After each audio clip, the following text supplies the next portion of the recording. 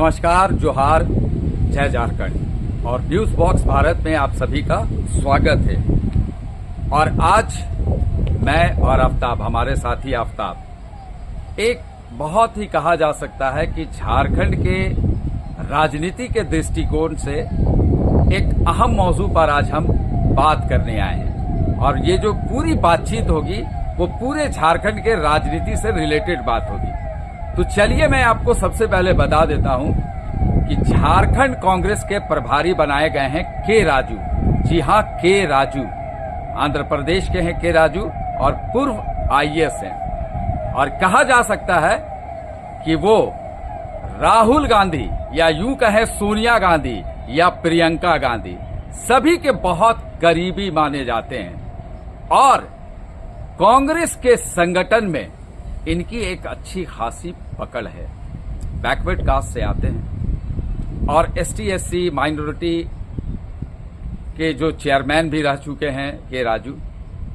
हालांकि कई स्टेट के प्रभारी को बदले गए हैं, कांग्रेस ने बदला है।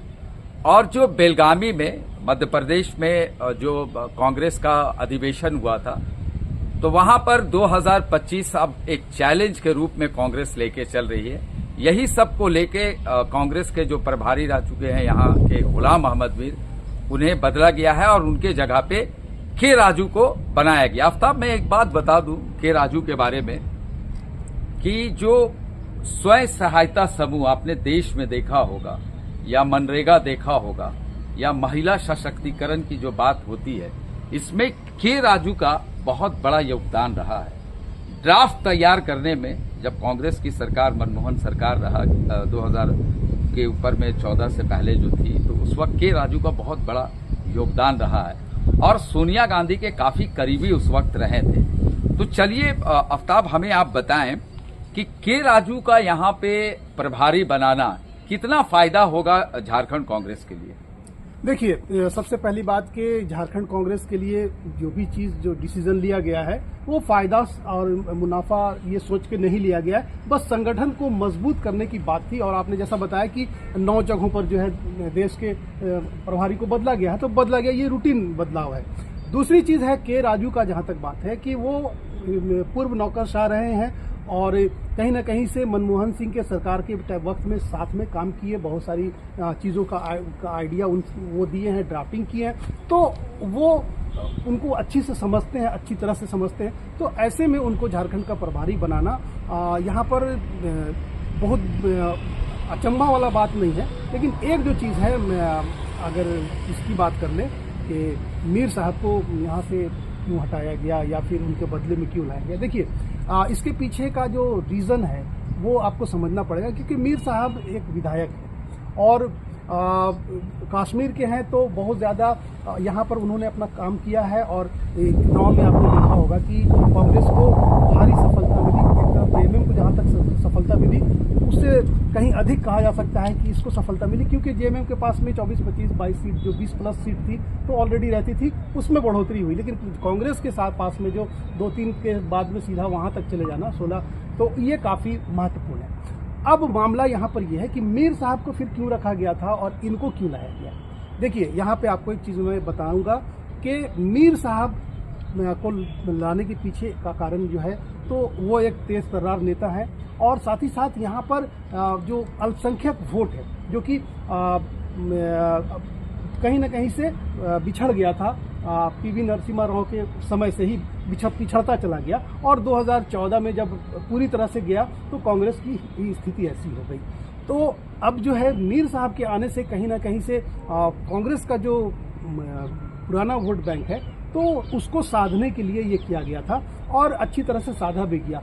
और कहीं ना कहीं से अब कांग्रेस पार्टी को ये विश्वास हो गया है कि उनका जो वोट बैंक है वो धीरे धीरे उनकी तरफ आ गया है। और क्योंकि अल्पसंख्यक जो वोट होते हैं, जो गैर भाजपाई वोट होते हैं, वो एक जगह पर आए, इसलिए कांग्रेस जो है इस तरह का काम करती है। अब के राजू को यहाँ पर लाने का मकसद क्या है? देखिए, इनको जब अब इंटरनल जो सर्वे किया गया, इंटरनल सर्वे जो कांग्रेस ने अपना किया, तो उसमें दिखाई पड़ा कि अल्पसंख्यक वोट की 99% वापसी हो गई।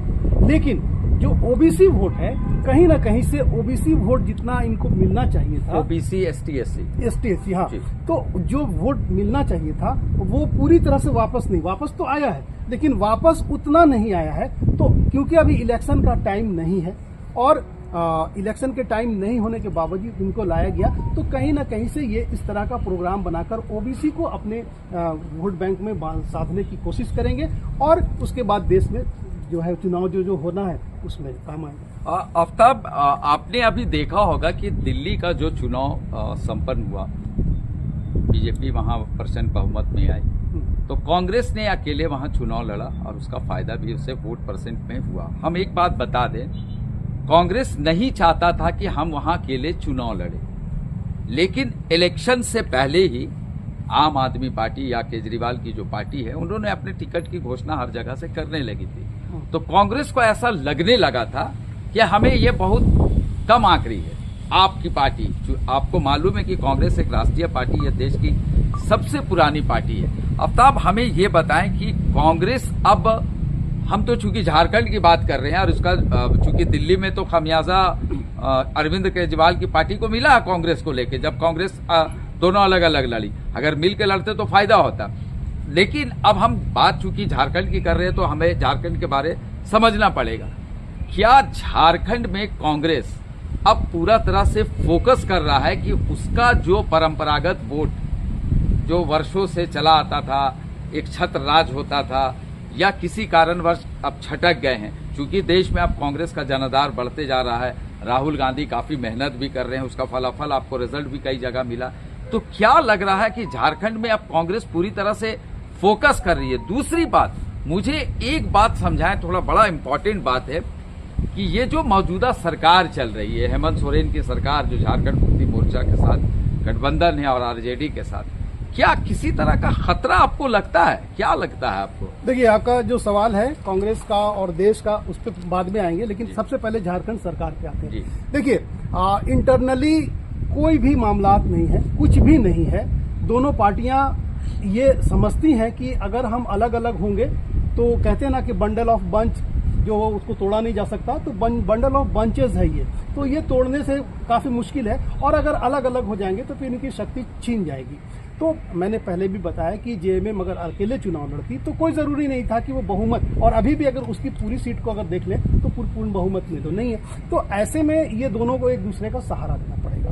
एक दूसरी चीज है कि देखिए, जब सरकार दो भाई आप साथ में रहते हैं तो कुछ अनबन होता है, लेकिन अनबन भी कुछ नहीं दिखाई पड़ रहा। लेकिन जो सरकारी मीडिया है उनको ड्यूटी दी जाती है, भाई आपको ये ड्यूटी देना। सरकारी मीडिया माने हमें थोड़ा समझा। सरकारी मीडिया जो सरकार जो चलाती है, जो मीडिया अभी देश में है, जी बिल्कुल, अब नाम लेने की जरूरत नहीं है कि बचा ही नहीं है, कोई बचा ही नहीं। तो सरकारी मीडिया जो है उसको ये ड्यूटी दी जाती है। आप देखिएगा कभी भी केंद्र सरकार की मीडिया, बिल्कुल केंद्र सरकार तो मीडिया किसको माने बीजेपी मीडिया आप कहना चाह रहे हैं? जी, तो खुल के बोले, दर्शक समझना चाहेंगे सरकारी मीडिया, फिर कहीं हमें भी नहीं लपेट दे बाद में कि ये झारखंड सरकार का सरकारी मीडिया तो नहीं है। नहीं, देखिए, पत्रकार का काम ये होता है कि सच्ची चीज और अच्छी चीज को सामने रखे।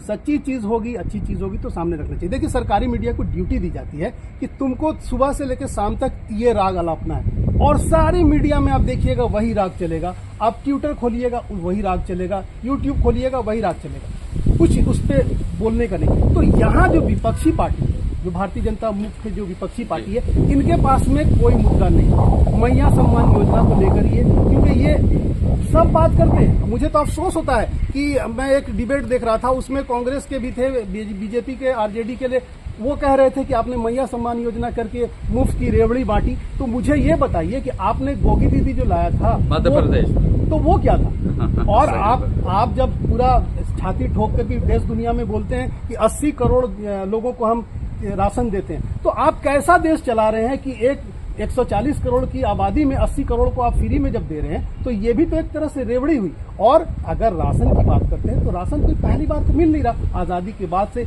जैसे जैसे सरकार रही है वैसे वैसे हिसाब से दिए। खैर, इस मुद्दे पे नहीं जाते। तो झारखंड में झारखंड सरकार को कोई खतरा नहीं है, क्योंकि इन दोनों को पता है कि we are bundle of bunch. तो बंडल ऑफ बंच रहेंगे तो तोड़ नहीं पाएगा, और तोड़ने की कोशिश की जाएगी। हाँ, अब के राजू को जो यहाँ लाया गया है उसके पीछे ये भी है कि ऑपरेशन लोटस चल रहा है।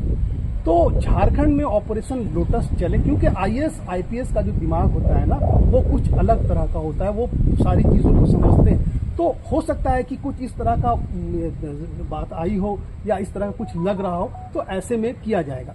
तो ये तो हो गई झारखंड की। झारखंड में सरकार को कोई खतरा नहीं है। ये मीडिया, सरकारी मीडिया का काम है कि इस तरह के मुद्दे को उठाए, प्रोपेगेंडा करना। हाँ, इस तरह के मुद्दे को उठाए और असंतुष्ट कांग्रेसी से बात कर ले, असंतुष्ट जीएमएम वाले से बात कर ले, और ये लोग दोनों की बात को मीडिया में लाए और लोगों को भ्रमित करे कि भाई सरकार में सब कुछ सही। अच्छा, हमें एक बात और बताएं आफ्ताब की, के राजू चूंकि बैकवर्ड से आते हैं, के राजू आंध्र प्रदेश के, मैंने आपको बताया।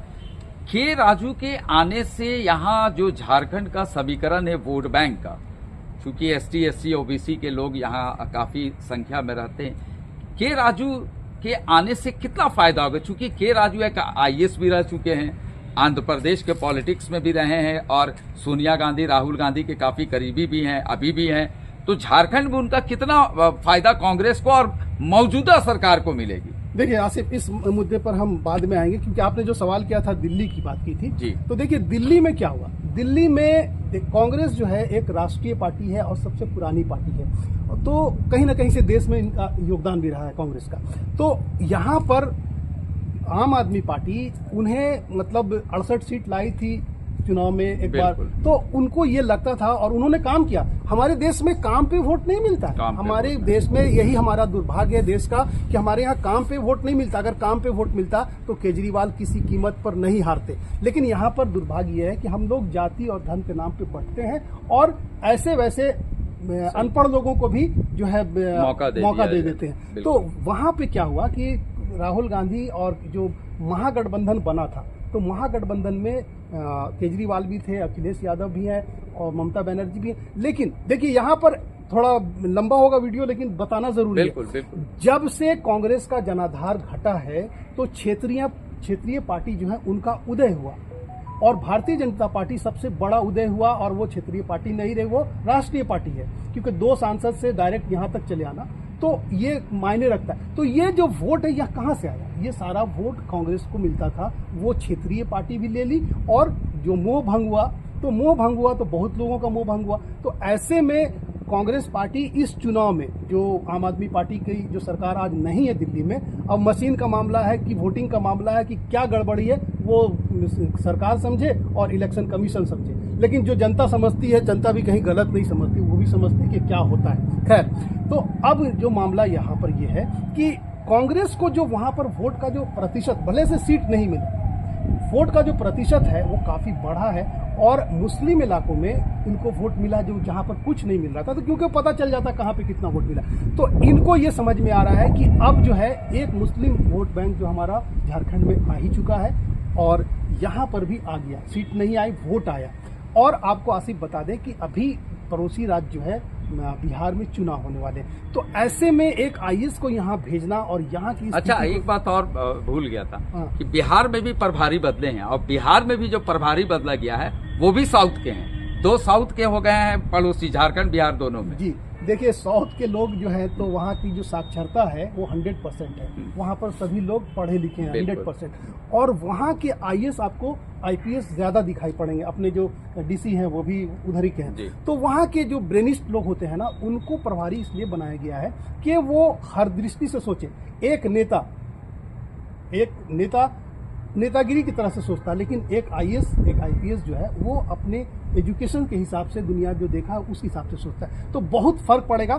तो दिल्ली की बात खत्म कर लेते। दिल्ली में जो वोट मिला, वोट इनका जो जनाधार बढ़ा, तो इन्हें बूस्टअप किया है, और कांग्रेस को कहीं ना कहीं से ये डर रहे थे कि क्या पता क्या होगा, कुछ आएगा कि नहीं आएगा, और ज्यादा तो कम नहीं हो जाएगा, 3% से तो कम नहीं चले जाएंगे। तो वोट बैंक बना, तो उत्साह इनके अंदर में आया, और यही उत्साह को कायम रखने के लिए बिहार के प्रभारी भी चेंज हुए, झारखंड के प्रभारी भी चेंज हुए। क्यों? क्योंकि बिहार में अभी से दबाव बनाना शुरू कर दिया जाए। ये दबाव की राजनीति है, इसको समझना पड़ेगा, क्योंकि कांग्रेस पार्टी का जो जनाधार बचा था, जैसे कांग्रेस मुक्त भारत की बात हो रही थी, तो लोग और दूसरी पार्टियां भी कांग्रेस मुक्त भारत ही समझ रही थी, तो इनको कहीं 2 सीट, कहीं 4 सीट, कहीं 5 सीट ऐसे करके बात करते थे।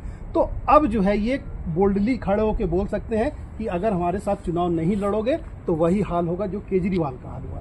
तो के राजू के यहाँ आने से सिर्फ और सिर्फ संगठन को मजबूती मिलेगी, सरकार को मजबूती मिलेगी, और एक आईएएस जब दिमाग लगाएगा तो वहां पे नेता का दिमाग फिर। चलिए, मौजू में बहुत अच्छे तरीके से आफ्ताब ने आपको सारी बातें को बताएं कि जो झारखंड कांग्रेस के प्रभारी बने हैं के राजू, उनके आने से कितना फायदा होगा।